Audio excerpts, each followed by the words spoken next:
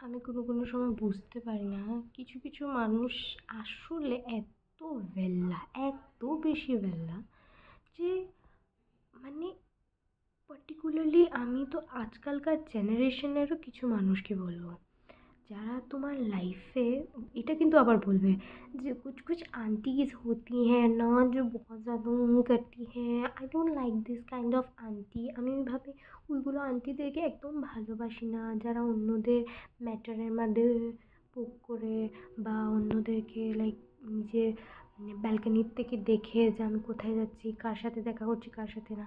But ওই মেয়েগুলাই কী করে না তোমাকে সোশ্যাল মিডিয়াতে স্টক করে। তুমি ওদের সোর্সেস জানবে না, ওরা এত ধুরন্ধর হয় না সোশ্যাল মিডিয়াতে তোমাকে স্টক করার। তুমি like you can't even imagine dude, তোমার পুরো পাস্ট হিস্ট্রি ওরা জানে, বাট তুমি ওর সাথে কোনো দিন ওই ব্যাপার নিয়ে কথাই বলো নি। তুমি ওই লোকটাকে কোনো দিন বলো নি যে ওই মেয়েটাকে বা আর ফ্রেন্ড গ্রুপ, ওর যে ফ্রেন্ডস গ্রুপ হয় ওদেরকে তুমি কোনো দিনও বলো নি যে আমার কী কী হয়েছে। বাট ওরা তোমার সোশ্যাল মিডিয়া তোমার চেক করে, তোমার ফ্রেন্ডসদেরও সোশ্যাল মিডিয়া চেক করে এতটুকু আইডেন্টিফাইড করে নেবে যে তোমাদের মধ্যে কিছু একটা হয়েছে না, something went wrong with you guys right.